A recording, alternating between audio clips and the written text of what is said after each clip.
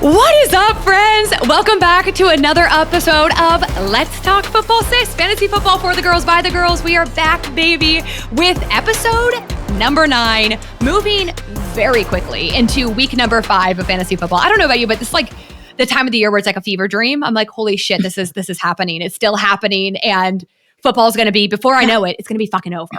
Yes, it's become a part of my routine now. So I just feel like it's just something I do. Like, oh, it's almost Thursday. Great, I have something to do. Oh, now it's Sunday. Great, I have something to do. It is. It's just like a routine that it literally gets pulled out from under you at the end of the season, and you literally don't know what to do. Then you start watching obscure sports to make you feel better. Thank God the Olympics are on. I think the Winter Olympics are on. Yes. That'll get me through the winter. It did a couple years ago, so we're golden.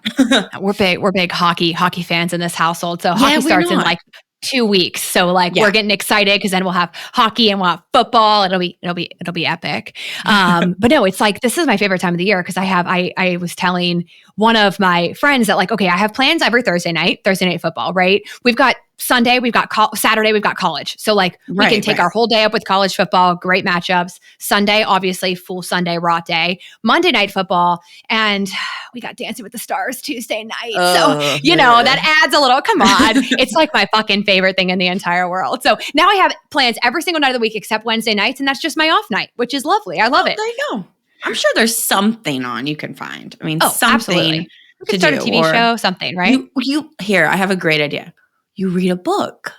Oh, well, I listen to my books. I don't read. Oh, you do. Me and my book listening realm cheats my ass. Get out of here with that bullshit. All right. Well, a little recap of the week. I don't know about you, but I went 3-0 in all of my fantasy football leagues. I was real. There was one, my last game. It was, I play in a league with my husband and some of his friends. So I've been in the championship every single year. I haven't won in that league yet, but I've been in the championship game every year. This is my year to win the damn championship, just so I can have full bragging rights that, sorry, husband, I know fantasy football better than you. Go fuck yourself. Bragging rights, right? Yes. Nice. Yeah, one of my leagues was great.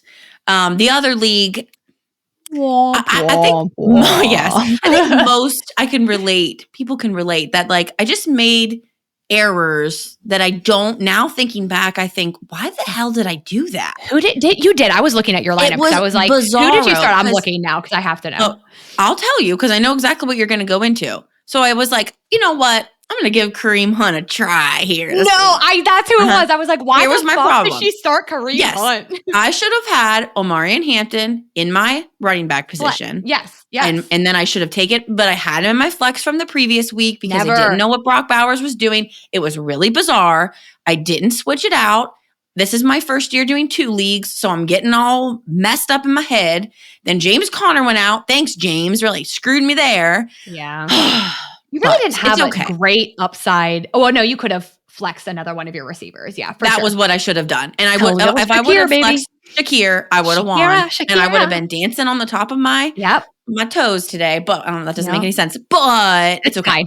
It's okay. Yeah. I still had good play on the other one. Oh, and then another dumb thing that I did. And you know what? Don't listen to your husbands. Don't do it. Because never. What'd you do? What advice? Live in person advice. I said, what should I do? Should I take Baker out of the one league and put Geno Smith in? Yeah, do it, Ange. Do it. That's a great idea. Geno's great inside. Is he playing inside? Yeah, play him. How did that work out? It ended poorly. You know what, Geno? I was hot on Geno this week, so I don't blame him. But I would have went Baker over Geno because Baker's just such a badass. I know. I was just worried about the Philly defense, which. Okay. I was worried about the bicep a little bit there, but he's a beast. I'm not going to question him. I'm sorry, Baker. I'm sorry. I know. But that is a good tip for all of you ladies too, is just to remember that the players who play earliest should be in their positional spots. Yes. That way, then your players who are playing later, you throw them in flex. So let's take this past week of Jalen Warren, and he was ruled out pretty last minute. So sorry if you're on the West Coast, by the way, because that really screwed you because they did not let you know till late. And that was 6:30 a.m. for y'all. We're Eastern Standard, 9:30. Jesus, my gosh. And that was even pushing it with that freaking I know. game. I mean, it was I was like, whoa, didn't expect that. Didn't see that coming for sure. I was like on a walk and I was like stopped. I was like, oh shit. Okay, cool. I have him. So I was like, got to get him out of my lineup. But that's good to keep in mind because if you have him in their actual spots, you can sub a running back. And then that way you can always put someone else in that other position if you run in the conundrum of Ange where you have Kareem Hunt in his position and then you can't change that out and you're screwed, right? You want to be able to have that flexibility for those flex guys. But I feel you. I'm sitting pretty in our girls league, like our more serious girls league. I'm 3-1 or 3-1. Yeah, I'm 3-1, baby. I'm feeling good. I'm feeling good so far. I love it.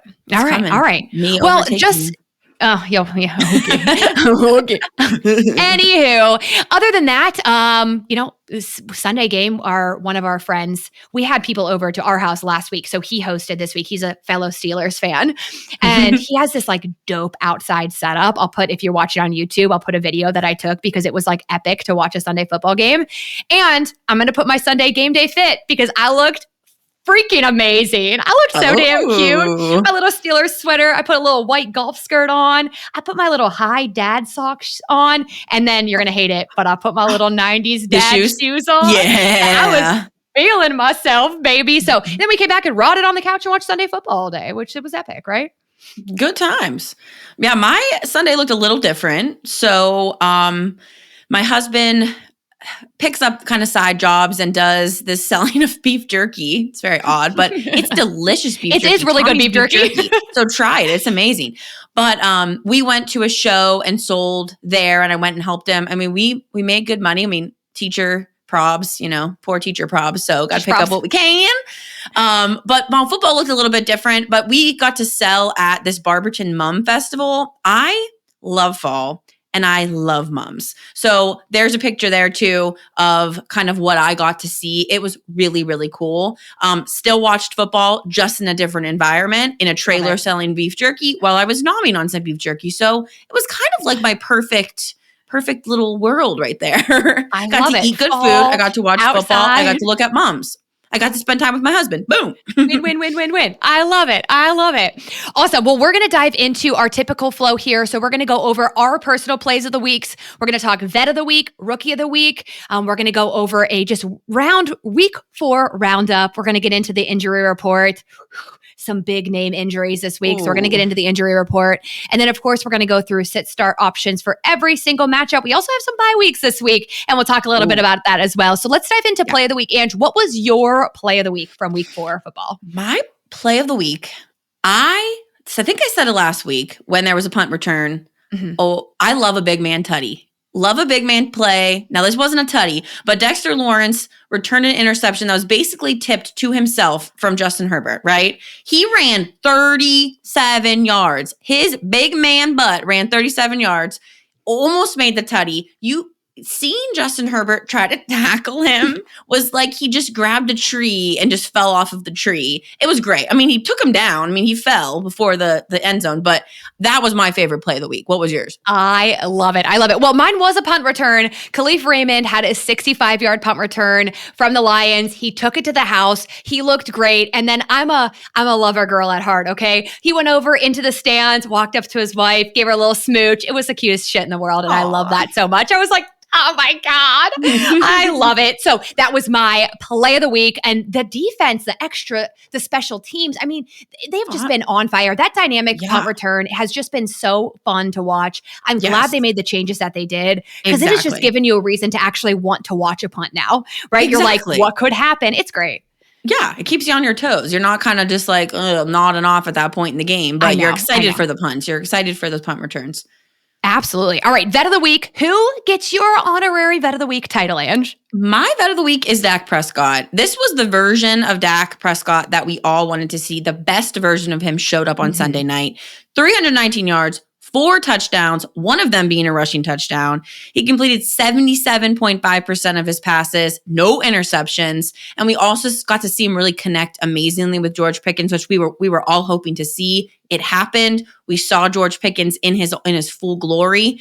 So Dak is my vet of the week this week. Who's your vet of the week? I love it. A little Kenneth Gainwell, baby. Ooh. When Jalen Warren was ruled out last minute, I was like, oh my gosh, okay, we're going to have to watch Kenneth Gainwell in the backfield. And he hasn't looked bad this year thus far, but he really said, I'm going to show this team what I'm made of, and really made himself a clear, like, backup running back here. And like, he's going to be used in the offense consistently because of how well he did. He scored 31.4 PPR fantasy points, which is just a PPR freaking machine. So if you're in a full PPR league, good on you if you ended up pivoting to Gainwell. It was a great pivot option if you needed something very desperate. He was typically on people's free agency. Like, he wasn't even rostered in most leagues. Right. So he just did great. And we really got to see the fact that maybe the Vikings defense isn't that good. Maybe the Bengals offense was just indeed that bad, because Gainwell ran all over their asses. And it was quite fun to see. So as a Steelers fan, I was very happy about Kenneth Gainwell this week. How about your rookie of the week, Ange? Rookie of the week is Woody Marks. So Woody Marks is in this situation where he didn't take over because of an injury. We've seen some rookies step in because of injury. He just stepped in because he's better, right? Mm-hmm. And I feel bad because I do love Nick Chubb. I think he has a great, aura about him. Like the kids say, aura. Yeah, aura. All day. But he's only rostered in 33% of leagues. So when this comes out on Thursday, we have already talked about our waiver wires. If you are lucky enough to have gotten him and he was available, but you probably, if you've been a diehard listener, you listened to us in the beginning of the season. We said it last week. Yes, we told you to grab Woody Marks because he had things going on for him. He's also has that upside as a pass catcher. He's a great dude. So rookie of the week, Woody Marks.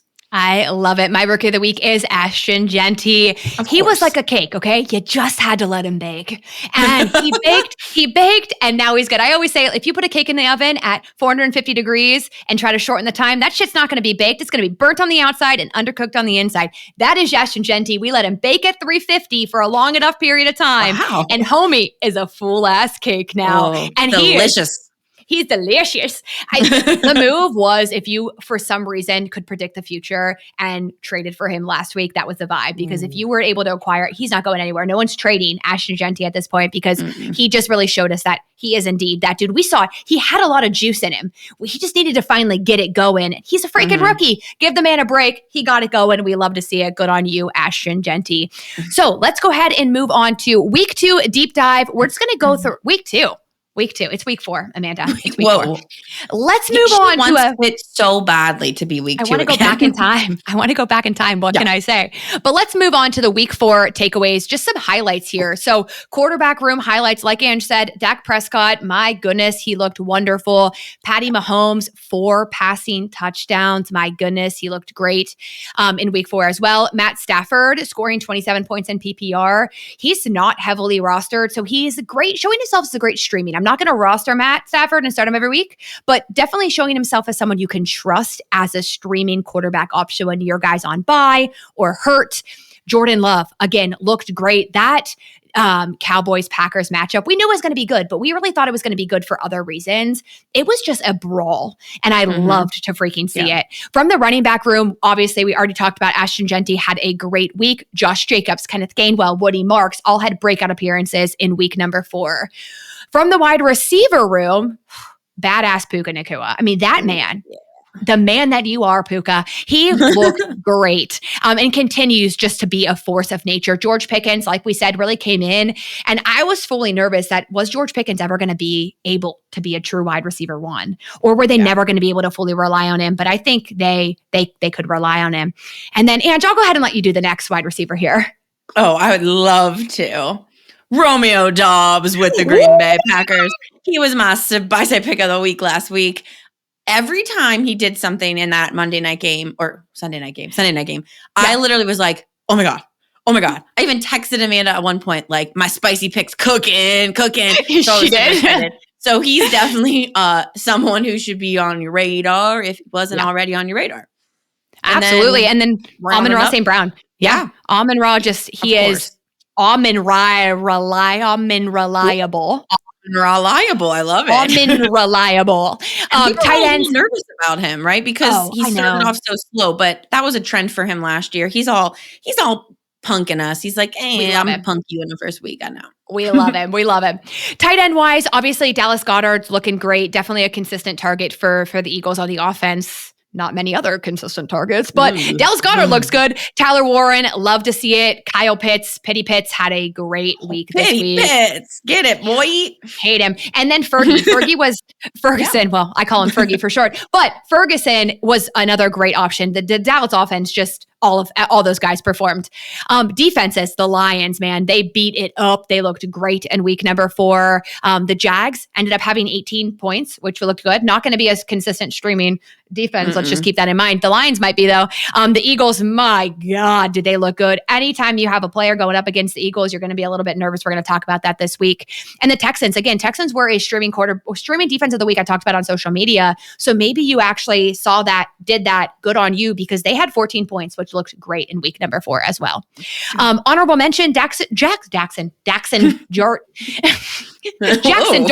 looked great in his week 1 performance. I was really happy with how he came out and showed up, and I was happy to see him step in as a rookie and have a really, really great week. And then obviously we'll go over some letdowns and dive into some highlights of the letdowns here. Quarterback letdowns were definitely Justin Herbert, Caleb Williams coming off that week 3 game into week 4. We were hoping for big things. He didn't do all god awful. He didn't do Jake Browning awful, and then Geno Smith, who we believed in the hype. We were telling you, but Geno Smith had a down week. Those interceptions are really getting him. Running backs, we hate to hear it, but Derrick Henry, another down week for Derrick Henry. Ramondre Stevenson, come on, man. Put him away. Put him on the bench. I'm there with Sharing time with Travion. We don't want to see that. Nick Chubb. Oh, poor Nick Chubb. Just getting taken over by Woody Marks there. At running back, wide receivers. Amanda's little lad. Just really letting everybody down here. You probably got him pretty high up in the draft too. Oh, and he's letting probably you down. Going to be one of the biggest wide receiver disappointments. Yeah, thus far anyways. Maybe that takes a turn, but who knows? Right. I mean, we are only going into week 5, so we don't know. But and then T. Higgins and Jamar Chase were also womps for the week. Ooh. We've seen it before, but we'll see what happens. That offense is booty hole. And then tight ends, TJ Hawkinson, Brock Bowers, which is very sad for me. And then David Njoku, also a letdown in the tight end position for week number 4. Absolutely. All right. Some season-ending injuries. Unfortunately, Malik Neighbors we saw go down with an ACL tear, and he looked just in so much pain. I felt so bad for him. So he is out for the season. And listen, I love a good sports injury. Unfortunately, it's a weird thing of mine, but Tyreek Hill actively facing the wrong way leg. I looked it up again. I was like, I gotta watch, because I didn't really catch it in real time. We rewinded. I had to see it. I was like, should have done that. But I think maybe I went to the bathroom. I took the dog out. There was something. And then I came back and I'm like, why is he on that cart? And my husband's like, oh, he's done. He's probably done forever. We're not going to. We joked. I was like, I hope he got enough money to pay all the child support. That's what we both said. Look how happy that man is. That guy's going off. I'm good. See, guys, all those trade rumors are gone. Yeah. But I did rewatch it. There were a lot of videos on YouTube that you couldn't watch. Oh, yeah. They said it was graphic. Blocked. And then I found it and I gagged a little in my mouth. So. Ooh, it was bad. Listen, I honestly, I don't know why I like a sports injury. It's a weird thing. But that was gross. My husband was like, oh no, it's the other way. I was like, oh no. It's one of those ones you can't not. You have to know. Okay. All right. Some other multi-week injuries just to be aware of. Lamar Jackson, they did just come out and say he's likely going to be out for week number 5. Ladies, plan accordingly. Don't freak out, but plan accordingly. We'll talk about how to do that in this episode. CeeDee Lamb, just keep your eye on him. We don't know when he's coming back. So is he going to come back week 5? I don't know. Just keep your eye on him there. Same thing with Mike Evans. Terry McLaurin is slated to come back in week 5. However, he might not. Quad injury, a little worried about him coming back a little bit too early, so keep your eye on him there. Jalen Warren, again, week 5 bye for them, so he's not going to be there this week, but just keep an eye on him moving forward. Ricky Pearsall faced a knee injury in week 4 that he was dealing with previously. They have Thursday night game this week. I'm going to predict that he's probably not going to end up playing, or they're not going to scheme around him, so we'll talk about that later. Juwan Jennings, rib injury. He's potentially out, but I think he might end up playing week 5. Braylon Allen is officially on IR from the Jets. There was somebody else, and it came to mind when I was, Jaden Daniels was out, but likely is slated to come back this week. So just keep that in mind as well. All right. Well, let's go ahead and we're going to officially move into week 5, sit-start options on every single side of the football. But housekeeping here to keep in mind, bye weeks for the week. We have four bye weeks. Atlanta Falcons, done, not playing this week. Chicago Bears, not playing. Green Bay Packers, Pittsburgh Steelers. So this is going to be the first week where you are dealing with having to play some players who maybe you typically wouldn't play because guys are on a bye week. If you are interested in learning more about that or confused about that or concerned about that, we're going to cover a ton of that inside of our Patreon this week. So if you're not already a member of our Patreon, you can join that below. It is patreon.com/Let's Talk Football Sis, where we're going to get into more of the semantics behind how this impacts your roster, who to play, who to pick up, all of that kind of good information. So let's move on to week 5, sit-start options for each side of the football. I'm going to kick this one off with let's go ahead and kick it off with no, you kick it off first. Go with our Thursday night game. All right. So starting off with our week number 5, first game of the week, Thursday night, 49ers versus the Rams. On the Niners side, I'm going to start with Brock Purdy. He's definitely a sit or a start type of player for this week. So he's not a bad player. He's on the back end of that quarterback one conversation for sure. But there's definitely guys that I would start over him just because the Rams defense is pretty legit. They're no joke, right? So guys like, let's say, Geno Smith and I don't even know, Cam Ward, let's say, you're starting him over them, right? And then let's think about even Trevor Lawrence, probably Purdy over Trevor Lawrence. But if you have Dak Prescott, you're going Dak Prescott. I mean, from that massive week number 4 and what he's shown you so far, you got to stick with him. And then moving into the wide receivers, we kind of already mentioned the Ricky Pearsall, Juwan Jennings kind of situations, the injuries. Really make sure you're monitoring. I have a feeling, and I kind of agree with Amanda, that because there's such a short turnaround from when they played to Thursday night, Ricky Pearsall is probably going to be out, and the poor 49ers just keep losing them. Like, they can't catch a break here, right? So if Pearsall's out, Jennings is definitely a must start. You got to be looking at Jennings.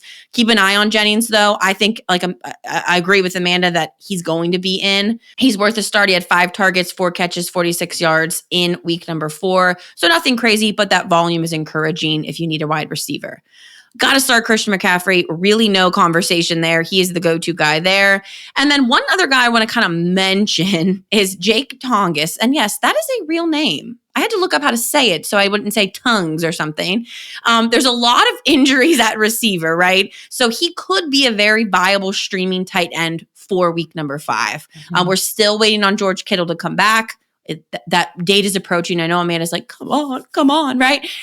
But if you have someone like, maybe David Njoku, who's been a little underwhelming, maybe you stream a stream a tight end like Tonges.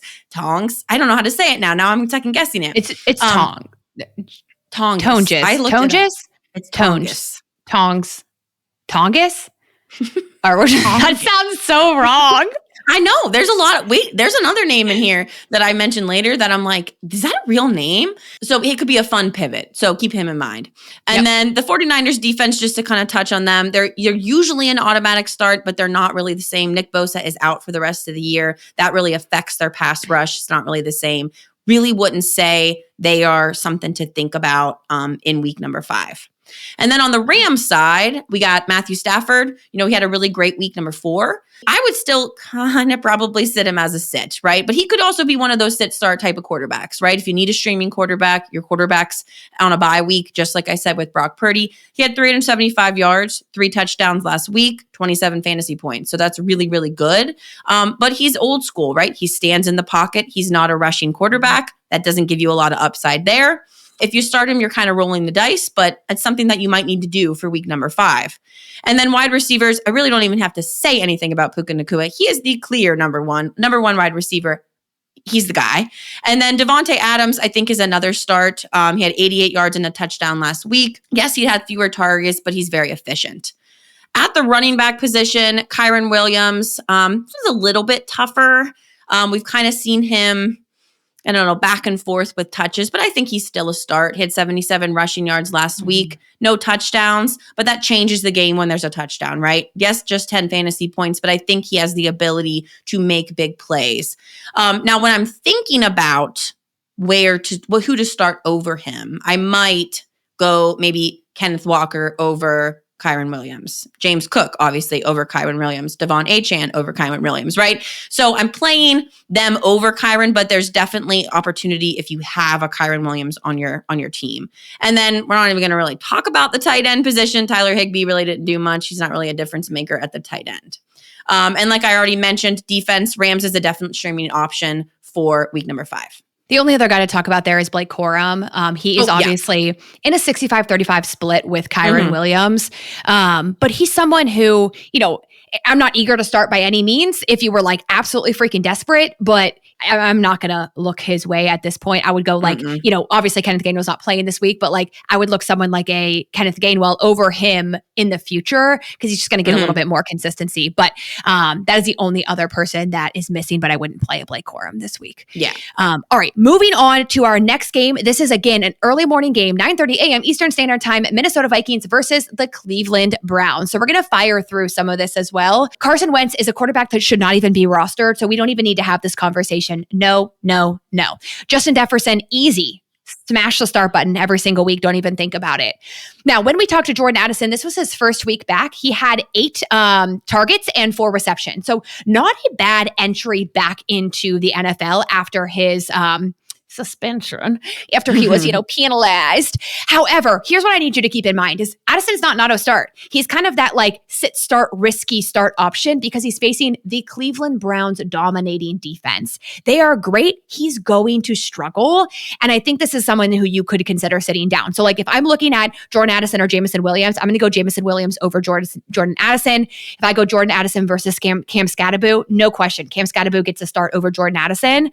I think there's a valid place for you starting Addison. I would start Addison over Jerry Jeudy, who they're playing against, right? So there's a place to start a Jordan Addison, but he might get sat down this week specifically due to the matchup. Same thing when I'm looking at Jordan Mason. I think most of you are going to have to give him the start because I don't know if your roster is going to be able to tolerate putting him on your bench. And you don't want to start someone like a Blake Corum over a Mason because Mason is getting all of the work. He's being fed and he's being fed well. So you want to think about that, right? He's going to have far more opportunities. But we just watched the Cleveland Browns shut down the run defense on Gibbs and Monty. And so just keep that in mind when you're talking about him this week. Lower your expectations.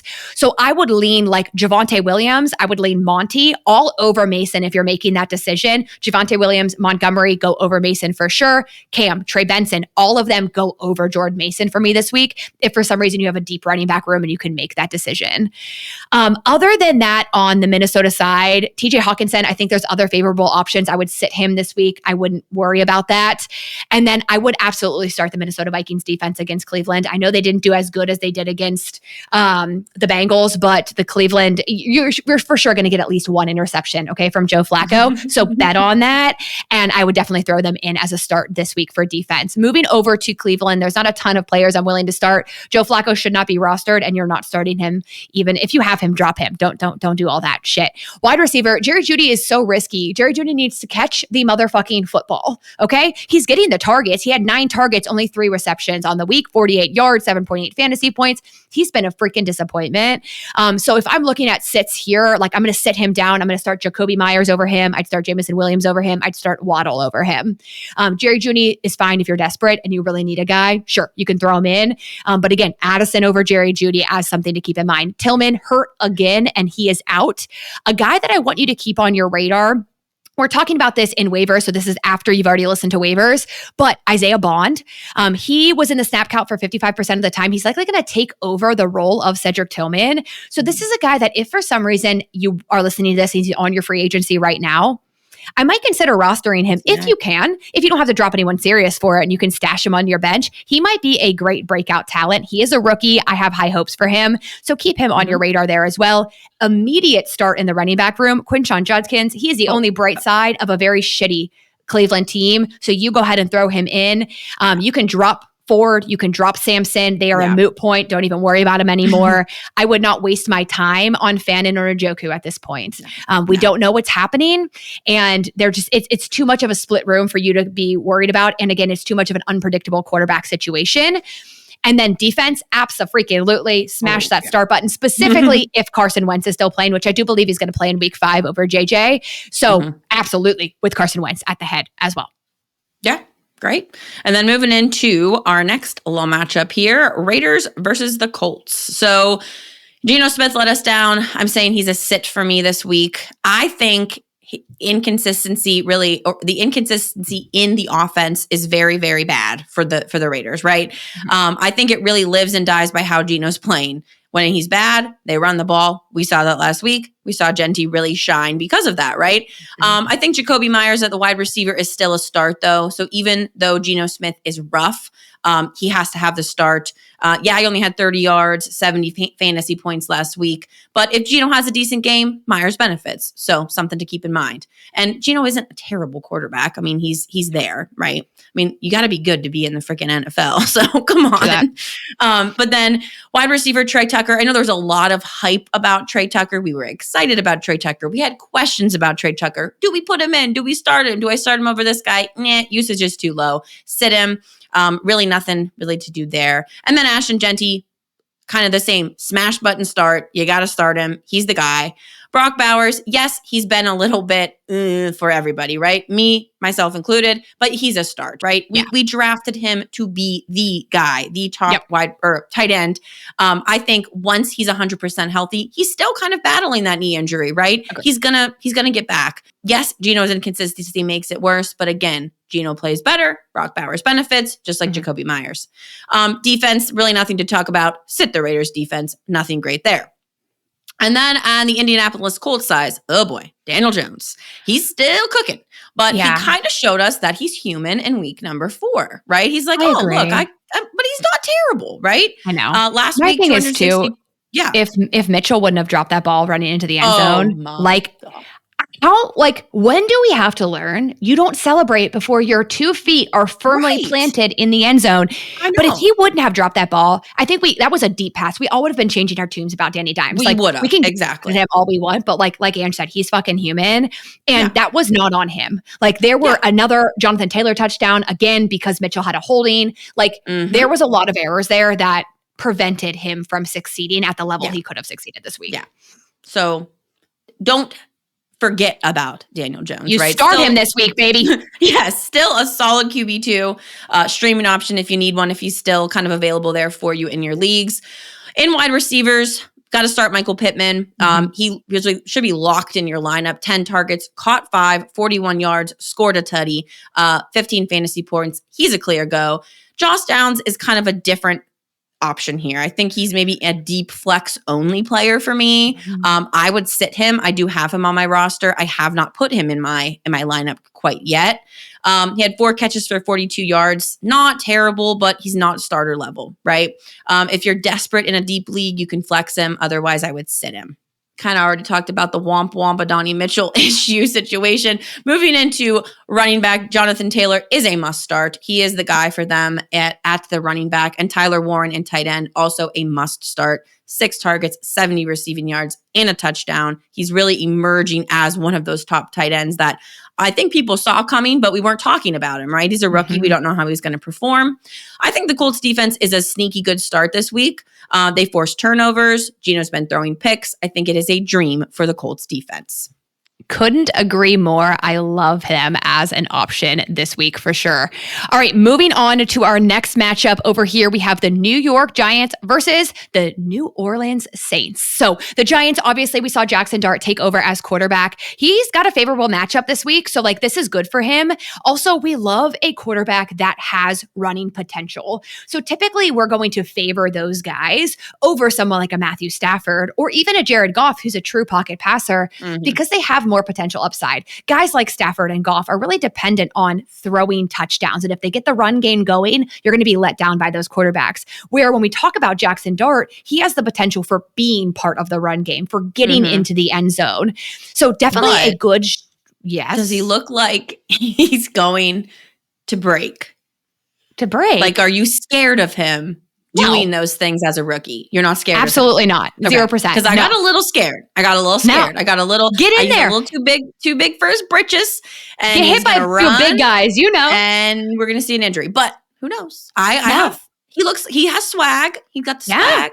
He's throwing some darts. I like him. So no, I think he's in. Now just keep in mind that they are going to limit how many passes he gets, how many passes he makes every week. They're going to utilize a lot of their run game to limit how much he passes the ball because they also are making sure they don't get their rookie hurt, right? So they are also keeping that in mind when they're playing him. But he's a good quarterback that if you are desperate for a second quarterback, you need to roster someone, your quarterback got hurt, you can stream Jackson Dart. I'm not worried about that. Not someone who I'm going to like automatically say start every single week, but he's a good option to look at. All right, with Malik Neighbors' injury, Wan'Dale Robinson does now move up into the passing game. However, I'm still going to like just pause a little bit before I go all in on Wan'Dale being a start every single week. I think he's a good streaming start this week. You can go ahead and throw him into your lineup. But we also want to see a little bit more time of how Jackson Dart is going to connect with him, what they're going to scheme up with Jackson Dart as the quarterback. So just something to like keep in mind. Same thing with Darius Slayton. He's an absolute 100% week 5 sit. But just someone to like start to keep your eye on to see how they evolve this offense with Malik Neighbors being out. So Wan'Dale, you can start, and Darius Slayton, he shouldn't be rostered, but if he is rostered for some reason, sit him down. Cam Scatterboot isn't We got to talk 1 second because I added a note in your notes. Did you see it's an irrelevant note. Yeah, it's an irrelevant note. It's hilarious though. Come on. No, it is not. He's not going to do anything. Little Jordan could make his comeback. Little Jordan Humphreys could make his comeback. That's his full last name for the record. Little Jordan is his official first name. He played for the Denver Broncos last year, and me and Ange just freaking laughed at his name often. He played for the team. So who knows? I get it. No. Anyways, Cam Scatterboot from the running back room. Yes, 100%. This is also a really good matchup for him. The defense is weak against the run. They're going to utilize Cam more. He's also just looked like a bowling ball badass, so I love it. Yes. Tight end, Theo Johnson. He had 5 targets, 3 receptions, 17 yards, 1 touchdown, 10 fantasy points. For a tight end, you never want to get blinded by a high scoring point because of a touchdown, because they're not guaranteed to get touchdowns. However, I do like this play because I have a feeling they're going to be utilizing that tight end more now again with the exit of Malik Neighbors. So I actually think this is a pretty solid start. It'd be super risky though, but I like the upside of a Theo Johnson over the potential booty hole week of a Fannin or a Njoku. So if you're dealing with those guys as your tight end, fuck it, send the flyer on Theo Johnson. I'm not going to start Theo Johnson over like Brenton Strange. I'm not going to start him over a guy like Zach Ertz. But if I'm like desperate in my quarterback room, sure, maybe take a flyer on it. And then looking at the Giants defense, again, I'm looking, not someone I'm excited about in week number 5 coming up against the Saints, who did do a good job putting up a fight against the Bills. Moving on, Spencer Rattler should not be rostered, not a starting option. Chris Olave is a start. His points would have looked a little bit different if he wouldn't have accidentally ended up throwing that interception, on the pass from Olave. I was looking up stats. It was so good. Yes, I looked up stats and I wait, 1 interception? What does that mean? And I was like, wait, you're right. Yeah. But again, he looked good. 6 targets, 3 receptions, 20 yards, 1 touchdown, only 10 fantasy points. The touchdown did save him. And there was a huge bummer that he was the one who got charged for that interception. It wasn't his fault. Why are they having Olave throw Spencer Rattler the ball? They should analyze the offensive coach. I agree. Not me. Not us. Don't take my fantasy points away. I agree. Now, Rashid Shaheed is definitely one of those like risky sit start. You're going to hear us say that a lot for some of these midline players. He's not someone who's an auto sit, but he could potentially be started depending on who you're making a decision between. So if I'm deciding between Rashid Shaheed and Josh Downs, I'm going Rashid Shaheed simply because Rashid Shaheed is on the field all of the time. Josh Downs is not. So that's what I'm thinking about there. Now I'm going to go Wan'Dale Robinson over Rashid Shaheed this week. But again, Rashid Shaheed is very dependent. He's like boom or bust. He's either going to have a great week or he's not going to do much of anything, but he's probably going to at least score you like 5 to 10 fantasy points. So if you're worried about a guy who might goose egg you, he's at least going to get you something. So he's kind of in that midline.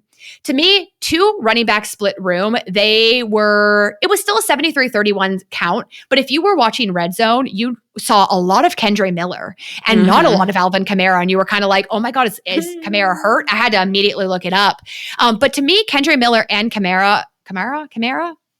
Alvin. And then Chipmunks. Shit. It's Alvin. It's Kamara. Now I started to question myself as I kept saying it out loud. They're both starts for me. I think Kendra Miller's looks great. Kamara looks great. I think both of them could be easy starts this week. Great options in this matchup as well. And then Juwan Johnson, I know he had a low week. It makes people sad when that happens, but that's the nature of a midline tight end. I'm still starting him this week for sure. And this could be a potential sneaky good option. They are playing a rookie quarterback. Could he potentially throw some picks? Yes. I'm not going to jump at this as an option of the New Orleans Saints as a defensive start option, but if you don't really have anything else, maybe take a flyer on it. It's an option. Okay. And then moving into Cowboys Jets. Dak Prescott is a must start. You have to start Dak, right? He had a baller week 4, just a must start. I don't even have words to talk about him anymore because I'm just great. Wide receivers, CeeDee Lamb, we're watching for that injury. Is he going to return for week 4? Is he still going to be out? If he doesn't, then we're looking at George Pickens, obviously, as a must start, right? Showed up and showed out in week 4, 11 targets, 134 yards, 2 touchdowns, 33 fantasy points. Amazing. Yes. Favorite option for Dak out there, right? With Lamb out. Now there's 2 other wide receivers that I would not start. I'm not saying that they are starts at all, but Kevontae Turpin, Jalen Tolbert are people to kind of look at. If you are weak in that wide receiver, deep kind of flex options, those are someone to look at because with Lamb sidelined, they kind of give a little bit more value to Dak's, passing game. Running back Javonte Williams, start him. He's a great start.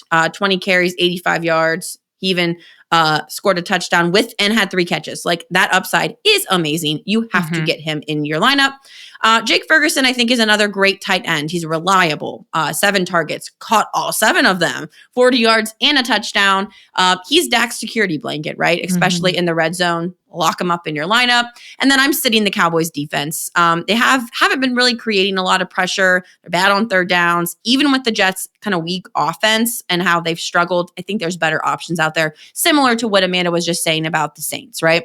And then on the Jets side, Justin Fields, man, maybe he just needed a concussion to reset him because he had a great week, a bum week. And then Tyrod Taylor came in and then he had another great week, right? Threw for 226 yards, 87 rushing yards. That's why we love a rushing quarterback. That's why we love a rushing mother freaking quarterback, right? 27 fantasy points against the Dallas defense that hasn't been able to stop much. Fields is a go, go, go. Garrett Wilson is a must start. Really nothing to talk about there. He's the alpha on the offense. Breece Hall's a start. He's trending up. Braylon Allen's hurt now. He's seeing a lot more work. Last week he had 14 carries and 81 yards. The talent's good. He's getting enough volume. He is a must start. Mason Taylor, really not much to talk about there at the tight end position. Sit him. He had 65 yards and 5 catches. Not really that unless you're super desperate. You're sitting him or not picking him up because you probably don't have him rostered. I don't know what the roster percentage of Mason Taylor is, but probably not much. Little to none. Probably little to none, correct? And then the Jets defense, we saw a bad Miami team beat up on them. And they really, now they're going to face Dak. I had Dax as a past student. I would I'm saying move Dax. on from them at this point. Move on from the Jets. I think they had big talk of, the past Jets defense, but they're looking rough. Yeah. Nah. I think that's going to be a terrible, terrible defensive start this week. All right, moving over to probably, in my opinion, the game of the week. Denver Broncos, Philadelphia Eagles. This is going to be a bloodbath. 2 really, really, really good fucking defenses. It's a scary one, and that's going to impact a lot of my decisions here. So we're going to start with Denver. I'm sitting down Bo Nix if I can this week. I would start Justin Fields over Bo Nix, Daniel Jones over Bo Nix, Dak Prescott over Bo Nix. Not because I don't believe in Bo Nix, because the Philadelphia's defense is that good, and they're going to he's going to struggle. So definitely am not looking hot on Bo Nix this week. Cortland Sutton, you likely have to start him. You're probably you don't have the option to sit him down. So you're probably just going to have to start him, clench your butt cheeks, and just taper your expectations, okay? He's not going to have a week like he did last week. I don't think, hopefully doesn't have a 1.6 point week like he did in week number 3. But just taper your expectations and breathe a little bit because he's probably not going to have the best week of his life. You're sitting Troy Franklin. You're sitting Marvin Mims. Don't even think about them. You're starting J.K. Dobbins. This was Sean Payton's first running back with over 100 yards in Denver, which is super amazing. J.K. looks great this year. You can definitely give J.K. Dobbins a start. You can also give R.J. Harvey the start. They're splitting time well, and they're not taking away from each other. They're very much Gibbs Montgomery-esque right now. Yep. They're sharing time well, and they're both performing very, very well. Now, again, they're playing against the Eagles. So, like, if you have, like, I would go Montgomery over RJ Harvey because Montgomery's up against Cincinnati. Which is going to be far more favorable matchup than RJ Harvey. But if you have to throw RJ Harvey in due to bye weeks, you're not going to be totally depressed about that for sure. Evan Ingram is a split. He's splitting time in this position. He's not someone that I'm looking to start at all. You can go ahead and drop him and pick someone else up. Someone like Dalton Kincaid, Ferguson, Ertz over Ingram. Sorry. Pick him up again. Drop him and then pick him up again. Even Juwan Johnson over Ingram. Darren Waller over Ingram, which we'll talk about Waller a little bit later, all options. Yeah. Denver, they're an awesome defense. They're a risky start. So here's kind of my opinion. I'm not dropping the Denver defense. Don't drop them. You want them in weeks in the future because they're played to have really good matchups. If for some reason you have space on your roster where someone got hurt and you can drop a player and you can throw Denver on your bench this week and stream another defense, go for it. If you can't do that, you're going to have to run it back on Denver. And again, just taper your expectations. It's not going to be a baller week, but you really don't want to give up a defense like that. That's a defense you want to keep in your back pocket. That's a winning league defense, okay? Don't drop them. Moving on to Philadelphia, again, I know it's not a favorable matchup for Jalen Hurts. You're starting Jalen Hurts, though. You're not going to sit him down. It's not like a Bo Nix who you have options for. You're going to put Jalen Hurts in. I would try to sit Devontae Smith this week. Terrible matchup. The entire receiving core has been struggling to begin with, so he's not someone I'm super excited about this week. I would try to sit him down if you can. Again, if you have to start him, you're just going to hope that he gets the work and maybe A.J. Brown continues to put out cryptic tweets. Did you see his cryptic tweet? Oh, my God. I was like, is that like sassy? Like, and then there was something else after the game, or there was another one that was like, it's like, I love you guys or something. It's like, come on, just read your book, be on the sidelines, read your book. You're fine. Can you just meditate? AJ, I can lead you through a meditation if you want. I know. There you go. And here's the thing, like AJ Brown, he's still a wide receiver 1. And like, it's really hard to sit him down, right? So like at this point, you're basically big convo this year, right? Yeah, that we're struggling with those wide receiver 1 guys. I know. And here's the thing, like AJ Brown has a potential to have a 20, 30 point game, which you can't say that about a lot of guys. No. And so he has potential to do that at any given moment. And your roster probably can't support sitting him down. You probably have to put him in. I know. And like, you're not going to think, am I going to start Jordan Addison over AJ Brown? Look, that's a weird conversation. You're probably starting AJ Brown and just hoping that they connect. But he's probably going to get the Surtain treatment. Who knows how that's going to bode for him. So like, I'm not excited to start him. If for some reason your roster can handle sitting him down, girl, go for it. If you want to take a risk on another guy, I would rather take a risk on a guy and he do halfway decent than have him in my lineup and he give me 2 fucking points because that'll just piss me off. Saquon Barkley, auto start. Dallas Goedert, absolutely start. Eagles defense, absolutely start. Oh, yeah. Easy. And then moving into Miami versus the Panthers. On the Miami side, Tua had a quiet week in week 4. I would sit him for week 5. 177 passing yards and 2 touchdowns. Yes. So he didn't do terrible, not terrible. But that's why you drafted him to be that quarterback, right? With Tyreek out, I think that affects Tua Tagovailoa, right? I'd sit him until we kind of see how the offense adjusts to Tyreek being gone. And that kind of leads into the poor womp womp Tyreek because he was headed for probably the best game of his year so far. I was like, every time, they showed something, it was Tyreek. And I'm trying to bump between both games. I don't even know why that Cincinnati-Denver game was even on TV, to be honest with you. This game was much more favorable to watch. Jalen Waddle is a start for me with Hill sidelined. He is the go-to guy immediately for Miami. Confidently start him. Devon Achane is a definite start. He looked great last night in their game. Rushed for 20 times, 99 yards and a touchdown, 17 fantasy points. Great. Ollie Gordon is still someone to look at, but not really as favorable as maybe we were thinking in previous weeks, right? He's getting goal line touches. He's there, but I think Achane is kind of telling everybody, shut up. I'm not hurt. I'm fine. Don't forget about me, people, making his name. Darren Waller was the surprise of the night for me, besides the foot going the wrong way. That was a surprise. But Darren Waller is a baller. He's a sneaky one, right? He was relevant baller, baby. He was not relevant until week 4, right? Well, he wasn't in the NFL. Yards. He didn't play until week 4. I know. That's what I mean. He wasn't even relevant, right? He came back. He's like, guess who's back? Yeah. 17 fantasy points with Hill gone. I think Waller's going to step up even more and be a red zone weapon. If you snagged him on waivers, we're going to talk about waivers on social media. We talked about it already. If you're waking up today on Thursday morning saying, I got him, you're in a great position, girl. Because you are right. Start him. And then Miami defense, I think that they are a streaming option this week. Carolina hasn't really been able to put up consistent points.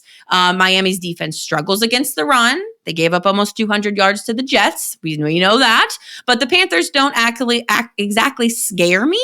So I would play Miami's defense over the Jets this week if you needed a streaming defense, if you were really, really desperate, if yours is on a bye week, blah, blah, blah, blah, blah. Going into the Carolina Panthers, oh my word, this team, I don't know what to say. Bryce Young, you're city, right? Not startable right now. He only threw for 150 yards, no touchdowns. 10 fantasy points, nothing. Okay. Even against that shaky Miami defense, he's not in your lineup. I'm not trusting him. Teteroa McMillan is a little bit of a different option. I think he's still a start. I think he's letting people down just a little bit, but he's a rookie, people. Like, let's not get ahead of ourselves, right? He still had 62 yards, 4 catches, nothing amazing, but he's getting you some reliable points. Amanda mentioned it earlier. He's not goose egging you, right? He's not that. He's doing better than AJ Brown and Devontae Smith. Like, come on. Exactly.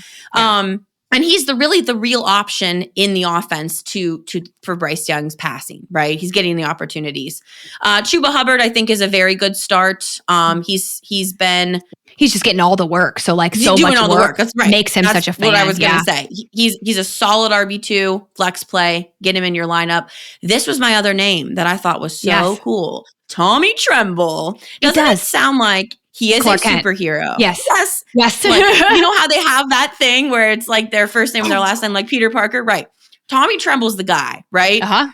He sounds like he's a superhero. Maybe he's going to be the superhero for the team the rest of the year. Who knows? But 15 fantasy points, 42 yards, and a touchdown last week. There was a light at the end of the Panthers tunnel that we all saw. And hopefully Tommy Tremble keeps being their superhero. And then the Panthers defense, you got to sit them, right? It's been rough. They're giving up points just about everyone, right? They gave up over 100 yards to Stephon Diggs last week. And with Tyreek Hill, it might not be a complete blowout, but this defense isn't good enough to trust, right? In fantasy, you got to sit them. Next up, Houston Texans versus the Baltimore Ravens. Let's get into it. CJ Stroud, in my opinion, is probably he might be a streaming quarterback at some point, but right now I'm going to sit him down. His O-line is absolutely terrible. I'm actually fearful about CJ Stroud's life at this point because he's gotten hit so many mother effing times. He's an incredibly risky start, not someone I'm excited about. I would even go as far to say I would prefer to throw Jackson Dart in and take a huge flyer on Jackson Dart over CJ Stroud this week.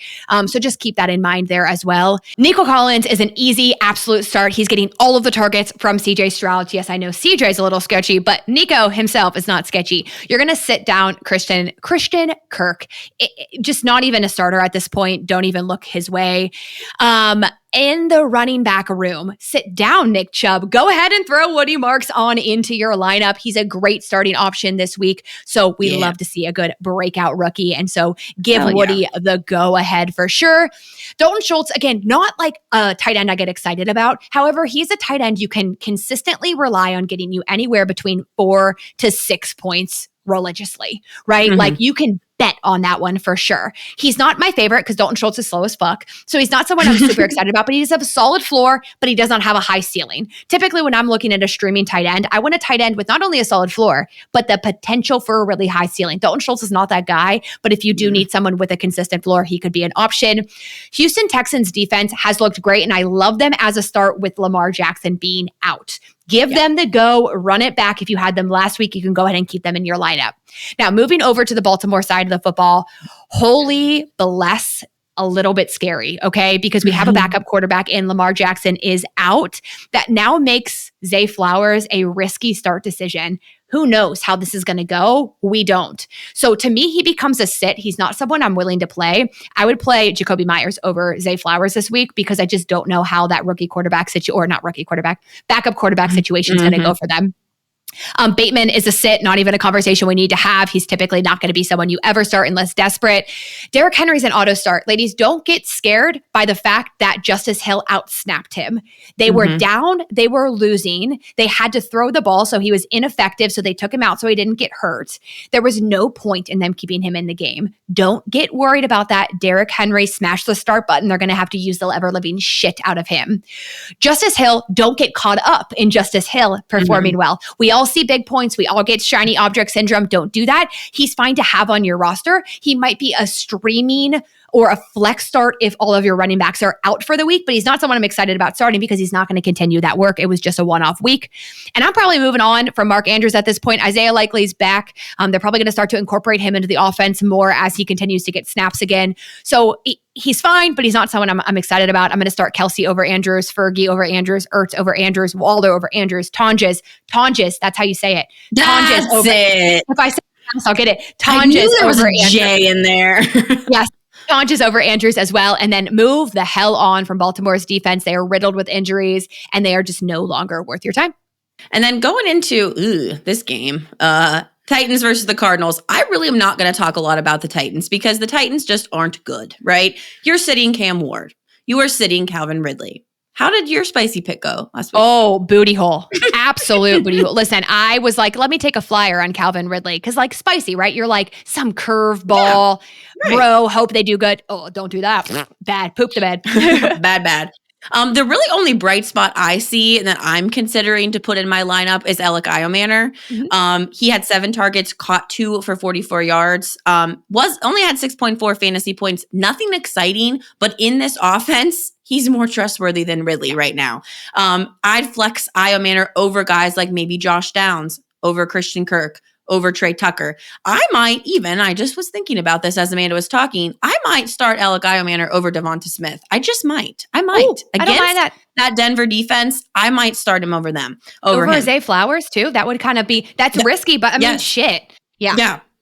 I'm willing to take those risks with the performance of that and with a quarterback out. And then Tony Pollard is a start. Tony Pollard's a start for this team. He's the guy doing most things. He's been steady production. Tight end, we talked about Chig a couple weeks ago or last week, but Chig really didn't do much. No go for Chig. And then Titans defense, sit. Wow, they are atrocious. They are abysmal. No upside, sit them. Arizona side, Kyler Murray is a start. I think he has a very safe floor, has upside, just what we need in a quarterback. Marvin Harrison Jr. is still kind of letting us down, but he's doing better, right? I know. I think that we're not seeing as much as we want from him. I think he's still like, we can see more. That's what I mean, right? So he's their guy. Honestly, you're starting him over guys like Calvin Ridley. You're starting him over Devonta Smith. He has the volume. He's the go-to guy. And then as far as running back, Trey Benson, we're watching and monitoring his health, right? So there is still an injury there. They had another practice, I think yesterday, just because of the short turnaround time. He didn't practice in that game. If he's active, he's a start. Tennessee allows almost 150 rushing yards a game, one of the worst in the league. So he is a start. I do not have right now in front of me the backup for Trey Benson even. So we're going deep in the depth chart there. I wouldn't even he's worry not about someone to look for or to Trey's look at. Fine. Yeah. I think he's going to be fine too, but just worth mentioning. And then Trey McBride is still a start, still a solid guy for Murray. I would start the Arizona defense here against the booty hole Tennessee Titans. Whenever you have someone playing against the Tennessee Titans, who's the defense? Go ahead. Give them a go. You're going to get some points off of a few turnovers, right? All right, moving over to Tampa Bay versus the Seahawks. Tampa Bay faces another brutal defense after coming off of the Eagles. So we have Baker Mayfield. He's a start. We watched him say, hold my beer on that guy. I love Baker Mayfield, creating shit talking and then letting his O-line handle it and then he just walking away because Baker is the king of shit talk. I love him. Emeka Egbuka, my dude, keep on cooking, baby. Keep on going. I love to see it. Chris Godwin made his debut back into the NFL after that season-ending injury last year. He had 10 targets, 3 receptions, 26 yards, 5.6 fantasy points. He's not an auto sit for me. I think you can go ahead and throw him in the lineup, but I would go Godwin over Kirk. I would go Godwin over Kupp, over Franklin. I would go Alec Iomanner over Chris Godwin, though, so just keep that in mind. But if you need someone because a lot of people are out on a bye, you can go ahead and throw Chris Godwin into your lineup for sure, specifically with Mike Evans still being out as well. Bucket Irving is an absolute start. Obviously, watch injury issues. He got banged up in that game, but he should be okay to go. And if he does, you play him. You're going to go ahead and sit down Rachaad White. Again, the Seahawks are good against the run. We watched the Seahawks basically shut down Trey Benson last week. Trey had a ton of juice, so I'm still very excited about Trey Benson. However, just taper your expectations. Rachaad White's not someone I'm looking at this week. Kate Otten is irrelevant right now, so you sit him down. And I would sit down the Tampa Bay defense. I think there's better streaming options out there than Tampa Bay. Moving over to the Seahawks side of the football, we have Sam Darnold, solid streaming quarterback. Not someone I'm going to start every single week, but if you need a guy this week, he's great. He goes over Geno Smith.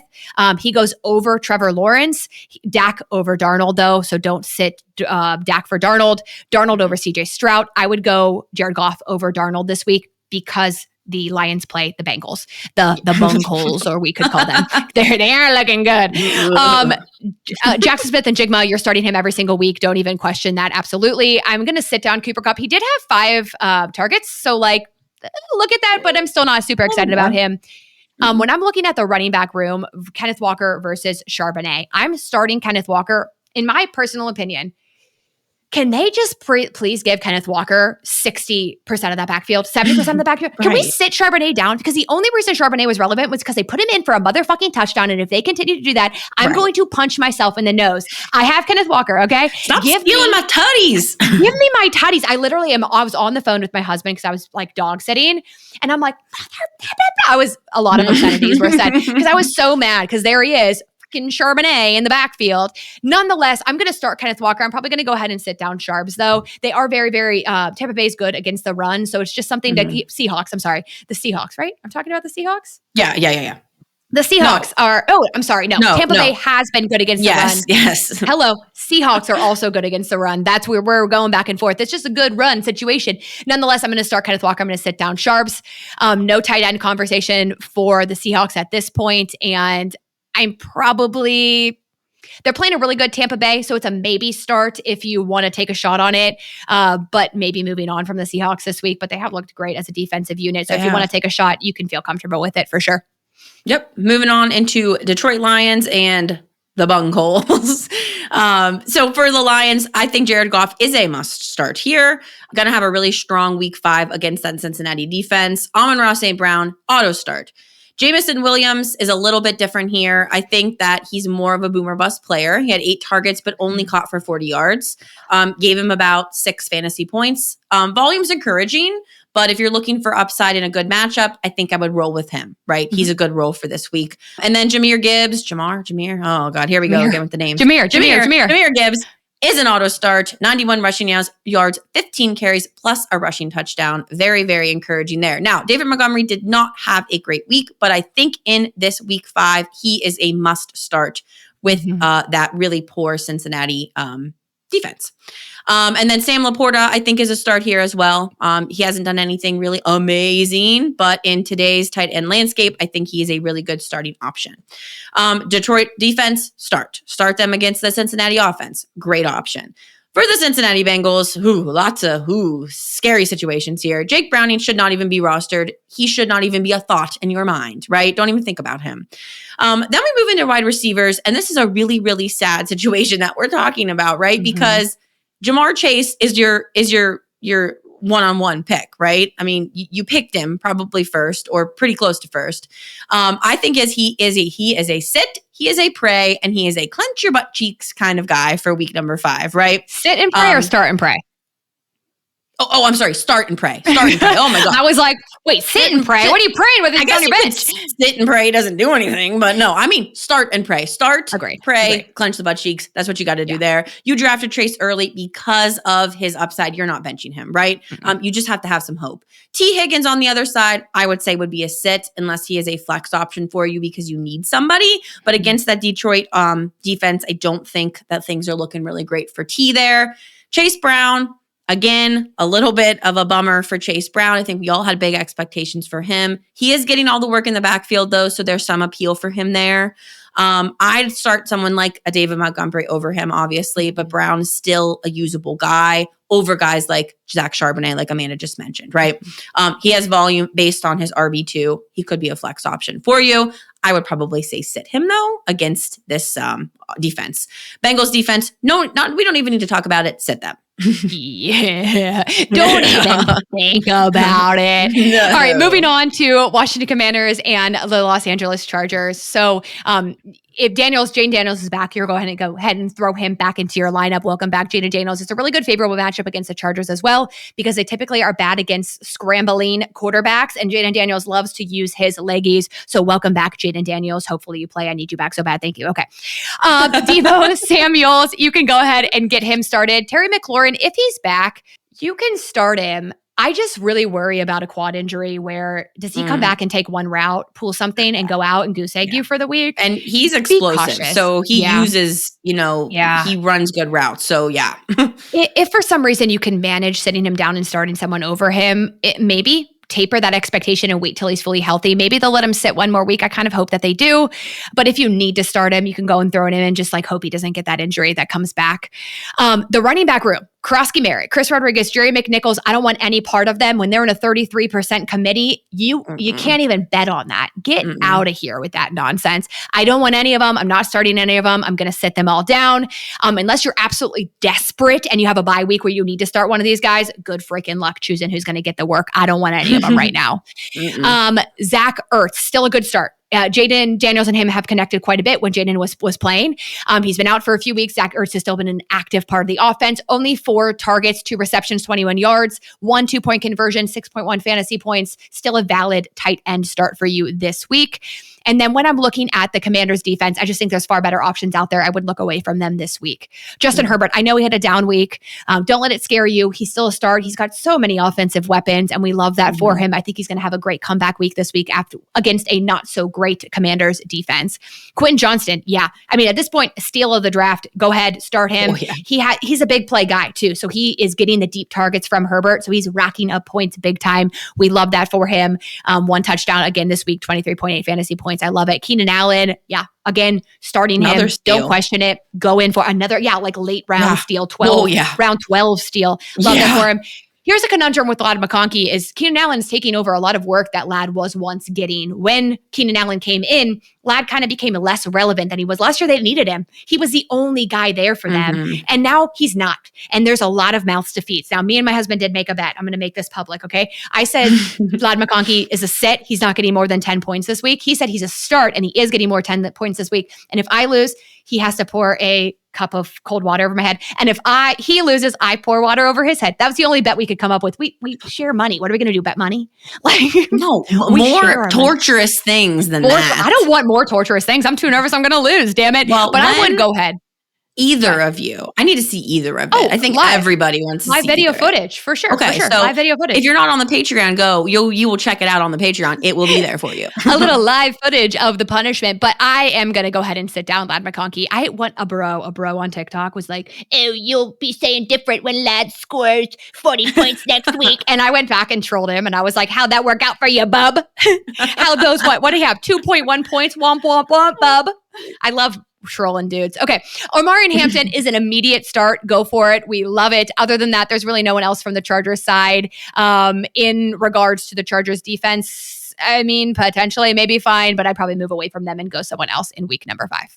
And then my last matchup here is Patriots versus Bills. Patriots, we're starting Drake May. He had a solid ass week, 203 passing yards, 2 passing touchdowns, and a rushing touchdown. So you go, Drake May. He looks like a baby. He looks like an actual baby. But he's so cute in like a little boy way. He did so good. He did so cute. Stephon Diggs is a start. He's finally emerged, in my opinion, as that wide receiver we all know and we love. He's like, screw you. I'm not old. I'm still here. 101 yards, 6 catches, 16 fantasy points. He's also got a revenge game storyline here for week number 5, right? Against the Buffalo Bills. So I believe in him for week number 5. Kayshon Boutte, I think, is a sit. I think he was a little bit of a flash in the pan. He was really cool. All were great. He has a really cool last name, but didn't do much in week number 4. So we're going to sit him. And then the running back room, very similar to the Commanders situation, right? That 33% timeshare situation. I don't even know why they're still entertaining Ramondre Stevenson. I don't even know why they are, because I think any other team he'd be on, he would be in the doghouse, as they say, right? He would be benched, he would be punished, he would be out, and TreVeyon Henderson would be taking the glory we all know that he deserves, right? But I think that there's really no one to look at. You got to proceed with caution in the running back room for the Patriots. Hunter Henry, has been really solid. I think this week you have to be a little bit more tentative on him, right? Low expectations. The defense is good against tight ends. So a Buffalo defense is good against tight ends. So that's something to keep in your mind. He's startable, but don't expect a huge week. He might be one of those reliable 5-6 pointers who are going to get you some points, but not completely make you mad and want to bang your head off the kitchen table. And then the New England defense, I wouldn't play them against Josh Allen. Who would want to play against Josh Allen? I wouldn't want to play against Josh Allen. I would like to meet Josh Allen, but same. And then for the Bills side, I almost forgot, I was so taken by Josh Allen. You got to start Josh Allen. He is the freaking man. Khalil Shakir, I think, as wide receiver is a start. He had a great week number 4, and of course he was on my bench. He's locked in as Allen's top target. Keon Coleman isn't really living up to that fantasy relevant hype, right? We all thought really big things of Keon Coleman. I would sit him this week. James Cook is a must start. He is a beast. He is continuing to cook in week in and week out. He is a must start RB1 in week 5.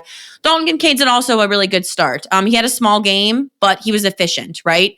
He's startable, especially for red zone connection with Allen. Great, reliable tight end there. And then Buffalo defense, I would start them. They're a solid defense in this matchup against the Patriots team that's a little bit inconsistently. They've had some turnovers, should generate some good flow for you and your points. I love it. All right, last matchup here for every week 5 matchup. Kansas City versus Jacksonville Jaguars. This is your Monday night football game. We have Patrick Mahomes. Go ahead and get him in your lineup. We love to see it. Xavier Worthy.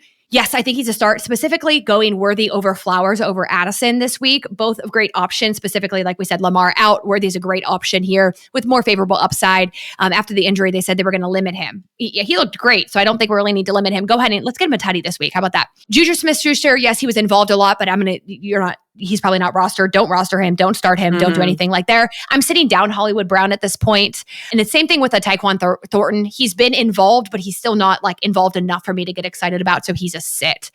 Isaiah Pacheco, I'm sitting Pacheco. He has not looked great. Did he have a decent game this week? Yes. He doesn't appear to have the juice. I don't want any part of him. In my opinion, you're only going to be happy if he scores a touchdown, and he's not going to score a touchdown all the time. So in my opinion, you're going to go ahead and sit down Isaiah Pacheco. You could start Travis Kelce. He's been a reliable, consistent floor guy when it comes to points. I know he's not been as exciting as he once was. He no longer is exciting. He's never going to be like that again. He's not as he once was, right? But he's as good once as he ever was. Oh no, you threw it in there. Your little country reference there. Man. Nonetheless, you could go ahead and start him. More exciting in his personal life, not on his game life. Oh, well, you gotta do what you gotta do, But I like the Taylor Swift go in there. Oh yeah. I liked the that wasn't a Taylor Swift reference. Oh, that was a country reference. I was good once as I ever was. I thought it was some lyrics. Yeah, I'm not that good with T Swift. The Kansas City defense, I think you always have a good start. I think you always have a chance of Trevor Lawrence throwing an interception. So you could throw him in if you need to.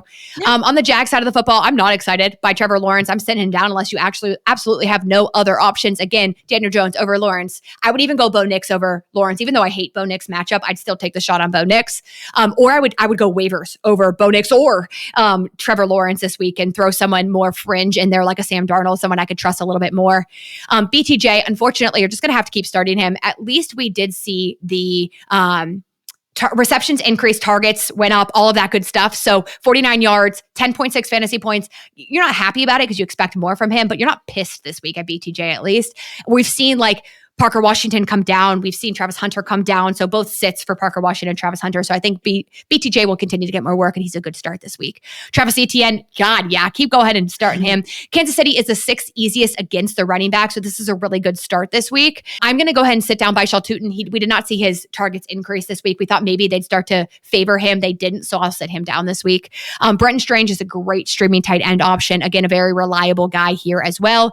And then in regards to the Jacksonville defense, absolutely not. Go ahead and sit them down. Not worth it. And that is every single week 5 football matchup, both sides of the football, who to sit, who to start. We're going to wrap this up with our sweet and spicy starts of the week as usual. So Ange, go ahead and kick us off with your sweet start of the week. My sweet start of the week is Chuba Hubbard. I think Chuba Hubbard is a go-to guy here. He is going against a Chicago defense that has allowed the 2nd fewest fantasy points to quarterbacks, but the 9th most fantasy points to running backs. So I think they were going to rely on Chuba Hubbard a lot in this matchup. He is a top 12 back this week for me. What is your sweet start of the week? My sweet start of the week is little Emeka Egbuka. I should say little because he's not little, but he's young. And I love the rookie Emeka Egbuka. He's been showing up. He's been performing really, really well. Been consistent guy for Baker. So an easy, sweet start of the week for me. Okay. And then we're moving into spicy starts of the week. I'm going to go with Brian Thomas Jr. I'm going to go with him as my spicy start of the week, just because we haven't been as happy with him. People are kind of kicking themselves. But he had, like Amanda said, a really great week 4. Not great, but better week than we've seen him. And I think he leads the teams in targets. I think he's going to be a good bet for week number 5. I love that spicy start of the week, mostly because I'm his manager. So I want him to have a good week. All right, Jake Tonjes is my spicy start of the week. This is a great favorable tight end option. I think he's going to fall on a lot of people's radars. So don't let him fall on your radar. Let's see him have a banging ass week. Maybe we'll have luck of speaking a couple of these into existence for you guys. But I think this is a great flyer. He's not going to be there all year because Kittle will come back. So go ahead and give him a shot. If you need a favorable upside and you want a little extra bang in your lineup, go ahead and throw Jake Tonjes into that lineup. That is my spicy start of the week.